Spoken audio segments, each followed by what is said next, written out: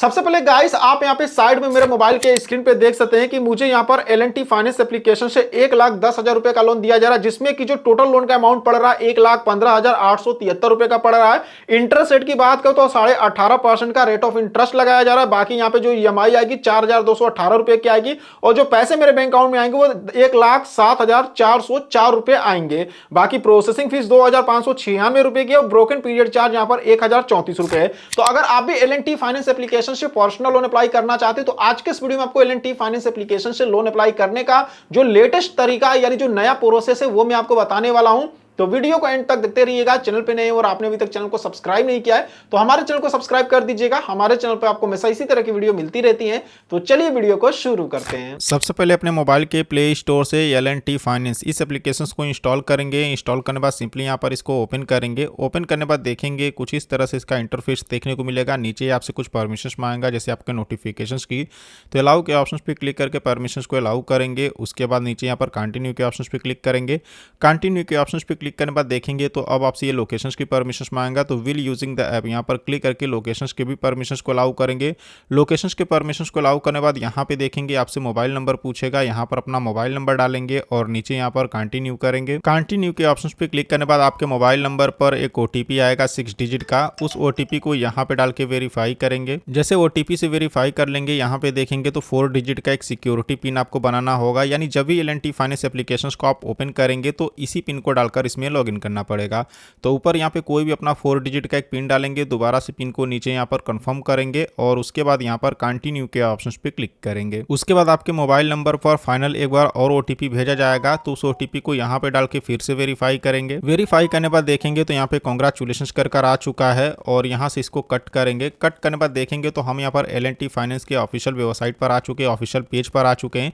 कुछ इस तरह से इसका डैशबोर्ड यहाँ पे देखने को मिलेगा। अब यहाँ पे देखेंगे तो एक्सप्लोर लोन का ऑप्शन मिलेगा। इसमें देखेंगे तो यहाँ से आप हाउस लोन ले सकते हैं, पर्सनल लोन ले सकते हैं, 2 व्हीलर लोन चाहिए तो वो भी ले सकते हैं, बिजनेस लोन चाहिए तो वो भी ले सकते हैं, रूरल लोन भी ले सकते हैं। तो हमको पर्सनल लोन चाहिए तो यहाँ पे पर्सनल लोन के ऑप्शंस पे क्लिक करेंगे। पर्सनल लोन के ऑप्शंस पे क्लिक करने के बाद यहाँ पे देखेंगे तो बता रहा है कि मेडिकल इमरजेंसी के लिए लोन ले सकते हैं, घर बनवाने के लिए ले सकते हैं, वेडिंग सेलिब्रेशन करना है उसके लिए भी ले सकते हैं, एजुकेशन के लिए भी ले सकते हैं। तो नीचे यहाँ पर अप्लाई नाउ का ऑप्शन मिलेगा, इस पर क्लिक करेंगे। क्लिक करने के बाद यहाँ पे देखेंगे तो इसका फीचर्स और बेनिफिट्स बताएगा। नीचे अप्लाई नाउ के ऑप्शंस पे क्लिक करेंगे। क्लिक करने के बाद देखेंगे थोड़ा सा ये लोडिंग लेगा और उसके बाद यहाँ पर L&T फाइनेंस का नेक्स्ट पेज ओपन होगा जहाँ पर कि आपको इंस्टॉल लोन का ऑप्शन मिलेगा। सबसे पहले यहाँ पर अपना फर्स्ट नेम डालेंगे, जो भी आपके पैन कार्ड पे मिडिल नेम में तो डाल सकते नहीं तो छोड़ सकते। बाकी यहाँ पे नीचे आपको लास्ट नेम डालना होगा। ध्यान ये दीजिएगा जो भी डिटेल्स आप डालिएगा, जो भी आपके पैन कार्ड पर वही डिटेल्स डालिएगा। यहाँ पे डेट ऑफ बर्थ पूछ रहा है तो यहाँ पे कैलेंडर का आइकन मिलेगा, क्लिक करेंगे। यहाँ से अपना ईयर सेलेक्ट करेंगे, जो भी आपका बर्थ ईयर होगा और उसके बाद यहाँ पे आप मंथ को सेलेक्ट करेंगे, जो भी आपका मंथ होगा। उसके बाद डेट को सेलेक्ट करके यहाँ पर अपना डेट ऑफ बर्थ डालेंगे। डेट ऑफ बर्थ डालने के बाद यहाँ पर आपसे मोबाइल नंबर पूछेगा, तो यहाँ पर अपना मोबाइल नंबर डालिएगा और गेट OTP के ऑप्शन पे क्लिक करेंगे तो आपके मोबाइल नंबर पर एक OTP आएगा। उस OTP को डाल के वेरीफाई करना होगा। जैसे OTP से वेरीफाई कर लेंगे यहाँ पे जेंडर पूछेगा, यानी कि आप मेल है या फिर फीमेल है, जो भी यहाँ पे आप सेलेक्ट करेंगे। उसके बाद देखेंगे तो आपसे आधार कार्ड का नंबर पूछेगा, यहाँ पर अपने आधार कार्ड का नंबर डालेंगे, यहाँ पर अपने पैन कार्ड का नंबर डालेंगे और वैलिडेट पैन के ऑप्शन पे क्लिक करेंगे। उसके बाद आपका पैन कार्ड यहाँ पे वेरीफाई होगा। वेरीफाई होने बाद यहाँ पे देखेंगे आपसे ईमेल ID पूछेगा, यहाँ पर अपनी एक ईमेल ID डाल दीजिएगा। यहाँ पे करंट एड्रेस का पिन कोड डालना होगा, यानी अभी आप जहां पे रहते हैं, जिस एड्रेस पे रहते हैं उस एरिया का पिन कोड डालेंगे। एम्प्लॉयमेंट टाइप पूछ रहा है, यानी आप काम क्या करते हैं, जैसे कि आप सैलरीड है या सेल्फ एम्प्लॉयड है। अगर आप किसी कंपनी में काम करते हैं, आपको हर महीने सैलरी मिलता है तो सैलरीड को सेलेक्ट करेंगे। अगर आपका खुद का कोई बिजनेस है, खुद का कोई काम करते हैं तो सेल्फ एम्प्लॉयड को करेंगे। अगर हम यहाँ पे सैलरीड को सेलेक्ट करते हैं तो देखेंगे हमसे कंपनी का नाम पूछेगा, तो जिस कंपनी में काम करते हैं उस कंपनी का नाम आपको यहाँ पे सर्च करके सेलेक्ट करना होगा। अगर आप यहाँ पे मान लीजिए सेल्फ एम्प्लॉयड को सेलेक्ट करते हैं तो यहाँ पे कंपनी नाम में आप अपने बिजनेस का नाम डाल दीजिएगा, ठीक है। बाकी एजुकेशन क्वालिफिकेशन पूछ रहा है, आपने कितनी तक पढ़ाई की है, जैसे CA, मास्टर, ग्रेजुएट, जो भी आपने पढ़ाई किया होगा उसको सेलेक्ट करेंगे। एनुअल इनकम पूछ रहा है, यानी आपकी सालाना कितनी इनकम है, जैसे 2,40,000 से लेके 5 लाख के बीच में या 5 लाख से लेके 10 लाख के बीच में या 10 से 25 लाख, जो भी होगा यहाँ पे आप सेलेक्ट करेंगे। उसके बाद नीचे आएंगे तो यहाँ पे रेसिडेंस ऑनरशिप पूछ रहा है, यानी अभी आप जहाँ पे रहते हैं, जिस घर में रहते हैं वो घर में आप रेंट पे लेके रहते हैं या फिर आपका खुद का। अगर आपका खुद का होगा तो ऑनर को सेलेक्ट करेंगे, रेंट पे लेके रहते हैं तो रेंट वाले को सेलेक्ट करेंगे। रिक्वायर्ड लोन अमाउंट पूछ रहा है, यानी आपको कितना लोन का जरूरत है, तो इस लाइन से आप लोन के अमाउंट को सेलेक्ट कर सकते हैं। गाइस देखिए यहाँ पर आपसे ये पूछ रहा है कि आपको कितना लोन का ज़रूरत है। ज़रूरी नहीं कि आप जितना अमाउंट सेलेक्ट करेंगे उतना अमाउंट का आपको लोन मिल जाएगा, ठीक है।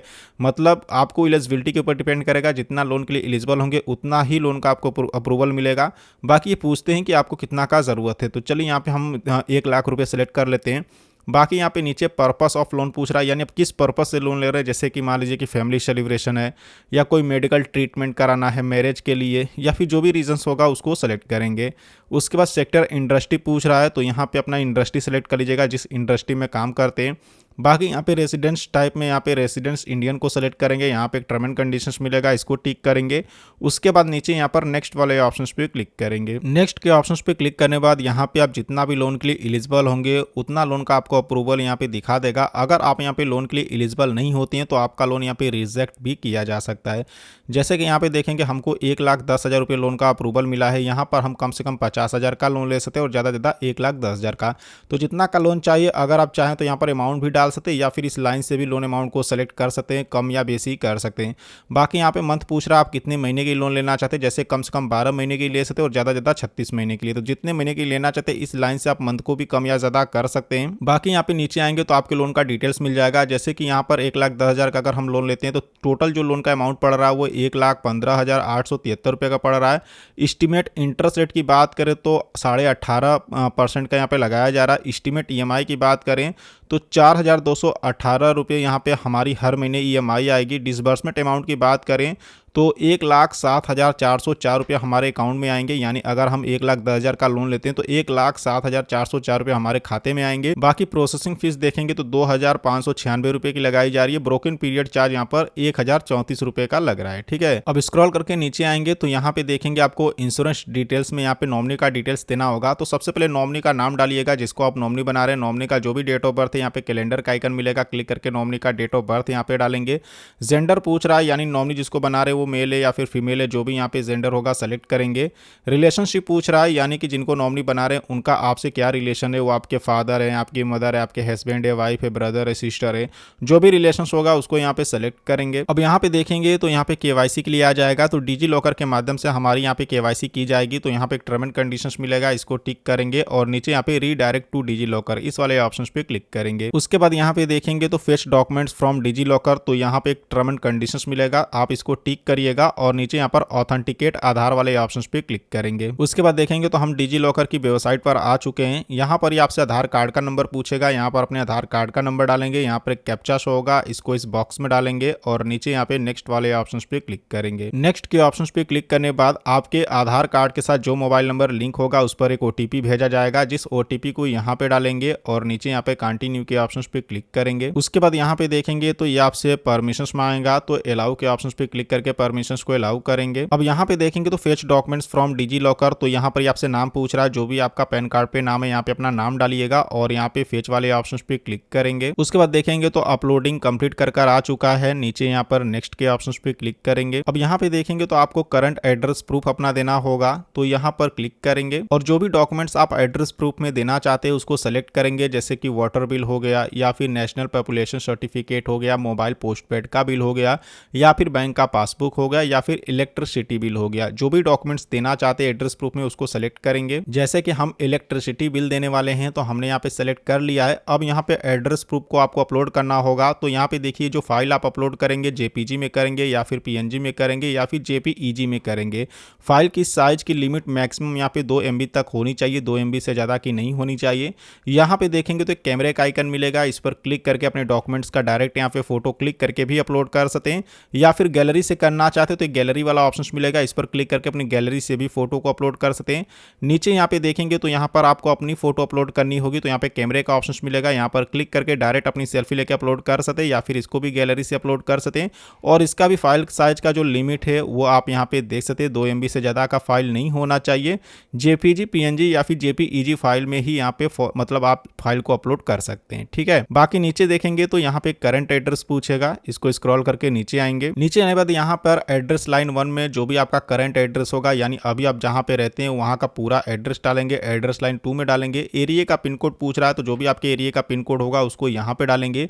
यहाँ पर अपने सिटी का नाम डाल देंगे, यहाँ पे स्टेट का नाम डालेंगे। उसके बाद यहाँ पे टर्म एंड कंडीशंस मिलेगा, इसको टिक करेंगे और नीचे यहाँ पे नेक्स्ट वाले ऑप्शंस पे क्लिक करेंगे। अब यहाँ पे देखेंगे तो bank details and e sign agreement आ जाएगा। तो यहाँ पर आपका ऑफर अमाउंट ये सब बताएगा। तो आपको कुछ नहीं करना है, यहाँ पे एक टर्म एंड कंडीशंस मिलेगा, बस इस पर टिक करिएगा और नीचे यहाँ पे proceed to e sign agreement इस वाले ऑप्शंस पे क्लिक करेंगे। उसके बाद देखेंगे तो थैंक यू कर आ जाएगा और बता रहा है कि बस एक स्टेप और बचा है, उसके बाद लोन आपका डिसबर्स कर दिया जाएगा। तो बस प्रोसीड के ऑप्शंस पे क्लिक करिएगा। उसके बाद आपसे ये बैंक अकाउंट का इन्फॉर्मेशन पूछेगा, आपने बैंक अकाउंट का डिटेल्स डालेंगे।